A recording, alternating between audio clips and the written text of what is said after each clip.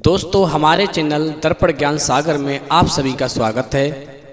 मित्रों, एक बार माता पार्वती ने भगवान शिव से पूछा, प्रभु मैं जानना चाहती हूँ कि शादी से पहले भाइयों में जो प्यार होता है वो शादी के बाद क्यों नहीं होता, और शादी होने के बाद भाइयों के बीच में झगड़ा क्यों होने लगते हैं। साथ ही मैं जानना चाहती हूँ कि भाई की पत्नी को छीनने वाला भाई कौन सी सजा भोगता है।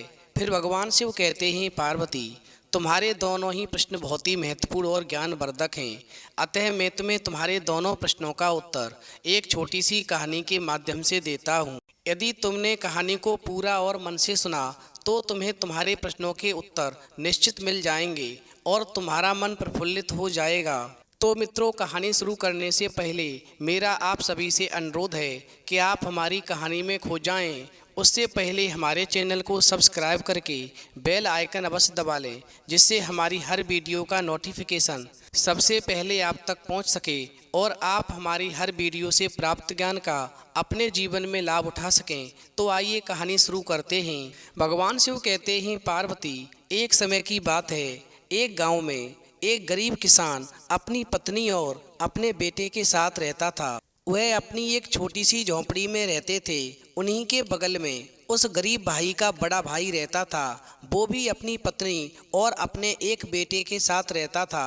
उस गरीब किसान का भाई बहुत ही अमीर था। वहीं उनके पिता का कमाया हुआ सारा धन बड़ा भाई ही अपने पास रखता था और अपने छोटे भाई को वो उसका हिस्सा नहीं देता था। वहीं बड़े भाई की पत्नी ज़्यादा सुंदर नहीं थी, छोटे भाई की पत्नी बहुत ही ज़्यादा सुंदर थी। इसी वजह से बड़ा भाई हमेशा छोटे भाई की पत्नी को गलत नज़र से देखता रहता था। वो हमेशा इस मौके की तलाश में रहता था कि उसे कब मौका ठीक मिले और वो अपने छोटे भाई की पत्नी को अपने कब्जे में कर सके। भगवान शिव कहते हैं, पार्वती इस प्रकार धीरे धीरे करके समय बीतता गया और समय के साथ छोटे भाई यानी गरीब किसान के पास में बिल्कुल भी धन नहीं बचा। गरीब किसान और ज़्यादा गरीब होता जा रहा था, वहीं बड़ा भाई उसका और ज़्यादा अमीर होता जा रहा था। वहीं कुछ दिनों के बाद में दिवाली का समय आ गया। सभी के घर रोशनी से जगमगा रहे थे, परंतु गरीब किसान यानी छोटे भाई का घर पूरी तरह से सुनसान था और उसके घर में अंधेरा छाया हुआ था। वहीं छोटे भाई की पत्नी और बेटा भूख प्यास से अपनी झोंपड़ी में बैठे हुए थे। इस प्रकार छोटे भाई यानी गरीब किसान ने अपनी पत्नी और बेटे को भूखा प्यासा देख कर के बाहर जाकर काम ढूंढने की सोची, 4 पैसे कमाकर लाने की सोची और किसान ऐसा सोच कर के जंगल की ओर निकल पड़ा। वहीं किसान को कोई काम नहीं मिला, वो जंगल में इधर से उधर भटकता रहा। इधर छोटे भाई यानी गरीब किसान के बच्चे घर में भूखे तड़फ रहे थे और फिर छोटे भाई की पत्नी ने विचार किया कि आज मैं अपने जेठ के घर पर जाकर के कुछ खाने का सामान ले आती हूँ, क्योंकि वो बहुत अमीर हैं। हो सकता है वो अपने भाई से घृणा करते हैं, मुझसे घृणा न करें और जब मैं उनके पास जाऊँ तो मुझे कुछ खाने का सामान दे दें, जिससे मेरा और मेरे बच्चों का पेट भर सके, त्योहार हम भी खुशियों से मना सकें। भगवान शिव कहते हैं, पार्वती फिर ऐसा सोच कर के छोटे भाई की पत्नी अपने अमीर जेठ के पास जाती है और उनसे खाने के लिए कुछ सामान मांगती है। क्योंकि बड़े भाई की आंखों में खोट था, उसकी नीयत साफ नहीं थी। और फिर बड़ा भाई अपने छोटे भाई की पत्नी की बात सुनकर के उसके बच्चों के लिए उसे खाने का सामान देता है और कहता है, ये सामान लेकर जाओ, अपने बच्चों को खिलाना और फिर मेरे पास में वापस आना। चूँकि छोटे भाई की पत्नी बहुत ही सीधी सादी भोली भाली थी, वो अपने जेठ की बातों के जाल को समझ नहीं पाई और खुशी खुशी सामान लेकर के अपने घर आई और बच्चों को पेट भर के भोजन कराया। उसके बाद पुनः अपने जेठ के पास गई। चूँकि बड़ा भाई पहले से ही छोटे भाई की पत्नी को अपने कब्जे में करने की सोच रहा था, उस पर निगाहें लगाए बैठा था। फिर तो जैसे ही छोटे भाई की पत्नी बड़े भाई के पास पहुंचती है तो बड़ा भाई एकदम से छोटे भाई की पत्नी से कहता है, या तो मेरा सामान मुझे अभी वापस दो, अन्यथा मेरे साथ जीवन बिताओ। भगवान शिव कहते हैं, पार्वती इस प्रकार अपने जेठ की बातों को सुनकर के छोटे भाई की पत्नी दंग रह जाती है। आखिरकार हमारे जेठ हमारे साथ में कैसा व्यवहार कर रहे हैं। मैं इनका सामान वापस कैसे करूं? इनकी नीयत में बहुत बड़ा खोट है। मगर बेचारी वो क्या कर सकती थी। बड़े भाई ने जबरदस्ती छोटे भाई की पत्नी से छल किया और उसे छोड़ दिया, यानी अपने छोटे भाई की पत्नी की इज्जत को लूट लिया। इधर तो छोटे भाई की पत्नी मजबूर बेबस लाचारों की तरह रोती हुई अपने घर पर आती है, क्योंकि उसकी इज्जत लुट चुकी थी। उधर कई दिन बीत जाने के बाद में जंगल के अंदर जाने पर छोटे भाई यानी गरीब किसान को एक बूढ़ी औरत मिलती है। उसके बगल में बहुत सारी लकड़ियां होती हैं। वहीं छोटा भाई यानी गरीब किसान उस बूढ़ी औरत को देखकर कहता है, क्या मैं आपकी इन लकड़ियों को आपके घर तक पहुंचाने में आपकी मदद कर दूं?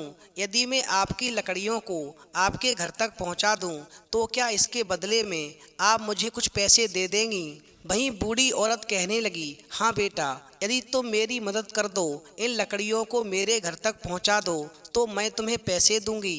वहीं छोटा भाई उन लकड़ियों को उठा करके बूढ़ी औरत के घर ले गया और उनके दरवाजे के आगे रख दी।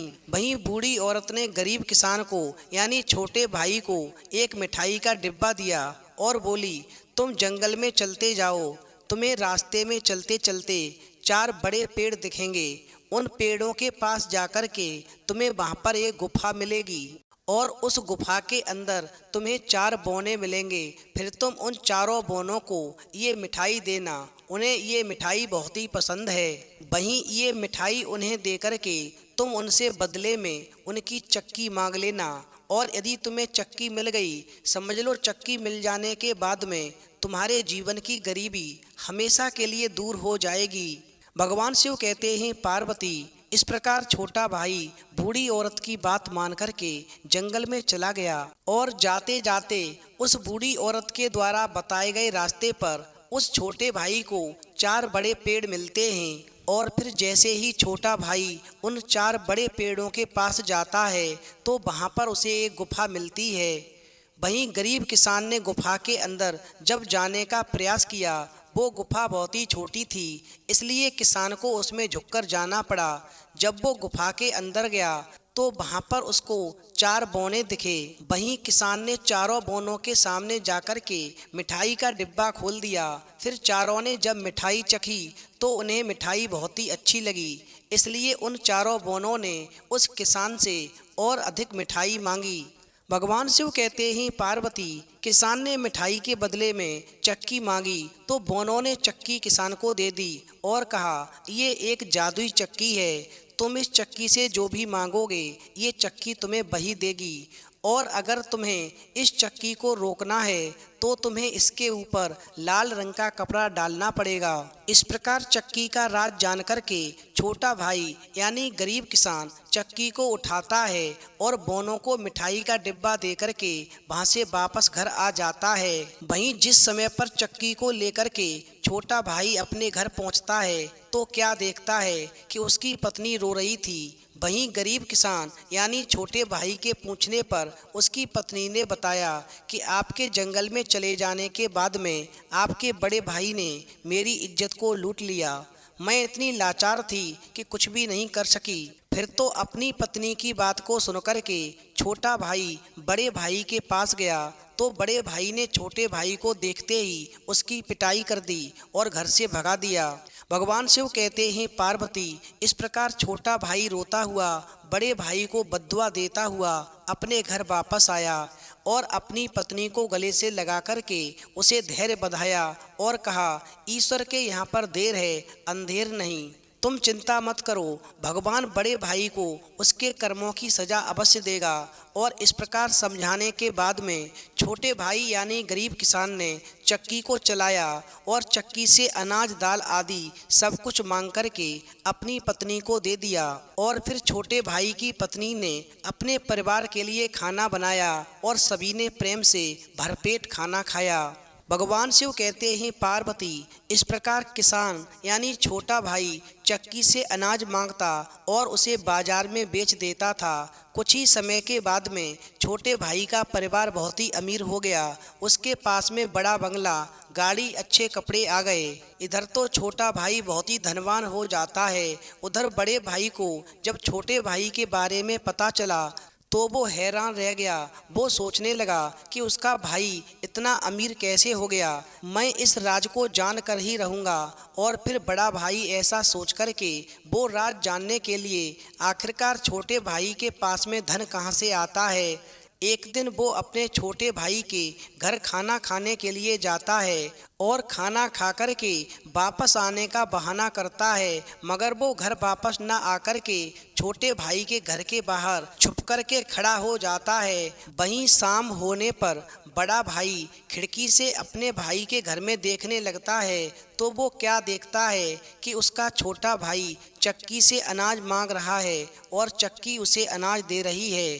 फिर तो बड़े भाई को पता चल जाता है कि ये चक्की ही छोटे भाई के अमीर होने का कारण है। भगवान शिव कहते हैं, पार्वती, इस प्रकार रात को बड़ा भाई छोटे भाई के घर से चक्की को चुरा कर ले जाता है और अगले दिन सुबह सुबह अपनी पत्नी से कहता है, सामान को बांध लो, अब हमारे पास में धन देने वाली चक्की है, अब हम यहाँ से कहीं दूसरे गांव चलकर रहेंगे। और फिर जब बड़ा भाई अपनी पत्नी को चक्की का राज बताता है तो उसकी पत्नी राजी हो जाती है। फिर ऐसा सोच कर के बड़ा भाई एक नाव खरीदता है और उस नाव के ऊपर अपनी पत्नी को बिठा कर के दूसरे गांव की ओर चलता है। वहीं रास्ते में उसे भूख लगती है तो उसकी पत्नी उसे खाना निकाल कर देती है और कहती है, अरे ये क्या हुआ, मैं नमक लेकर नहीं आई, नमक तो घर पर ही भूल आई।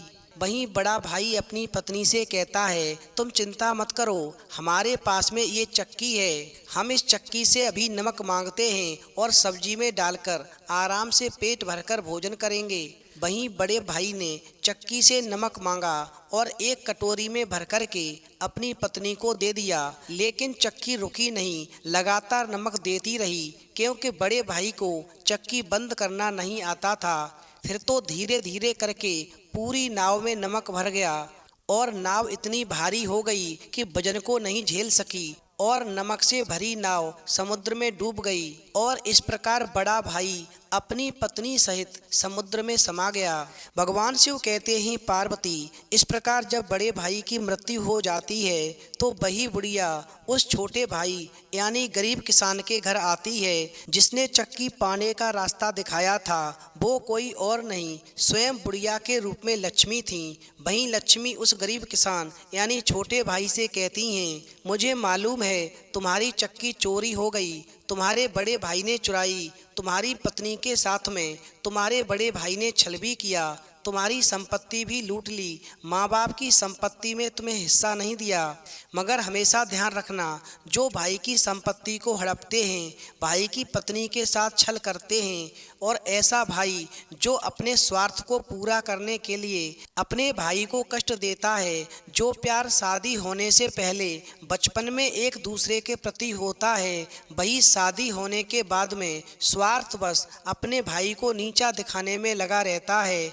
ऐसे भाई का जीवन बर्बाद हो जाता है और ऐसे दुष्ट भाई की जीवन रूपी नाव जल में समा जाती है। भगवान शिव कहते हैं, पार्वती, वहीं लक्ष्मी जी उस गरीब किसान से आगे कहती हैं, अनुज बधू भगनी सुत नारी, सुन सुट कन्या समय चारी, इन्हें कुदृष्ट बिलोकें जोही, ताहे बधे कुछ पाप न होई। अर्थात छोटे भाई की पत्नी, बहन, पुत्र की पत्नी और अपनी पुत्री, इन चारों में कोई अंतर नहीं है। किसी भी पुरुष के लिए ये एक समान होनी चाहिए।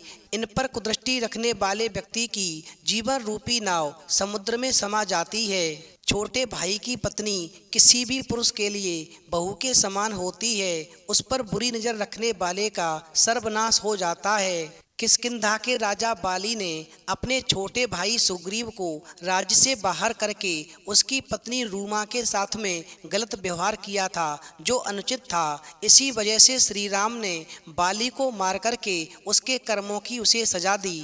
अपनी बेटी और पुत्र की पत्नी में कोई अंतर नहीं समझना चाहिए। जैसी भी परिस्थितियां हों, सदा अपनी बहू के मान सम्मान की रक्षा करनी चाहिए। उसे किसी भी तरह का कोई दुख संताप नहीं देना चाहिए। एक बार स्वर्ग में रहने वाली अप्सरा रंभा रावण के सौतेले भाई कुबेर के पुत्र नल कुबेर से भेंट करने के लिए जा रही थी। रास्ते में उसे रावण मिला और उस पर गंदी बातों और नजरों से प्रहार करने लगा। इस प्रकार रावण के कामातुर व्यवहार को देख करके रंभा ने रावण से कहा कि वो कुबेर के पुत्र नल कुबेर से भेंट करने जा रही है। उस लिहाज से वो उसकी पुत्र वधू के समान है। परंतु इतना कहने के बावजूद भी रावण पर उसकी बात का तनिक भी प्रभाव न पड़ा और अपनी मर्यादा लांघ गया।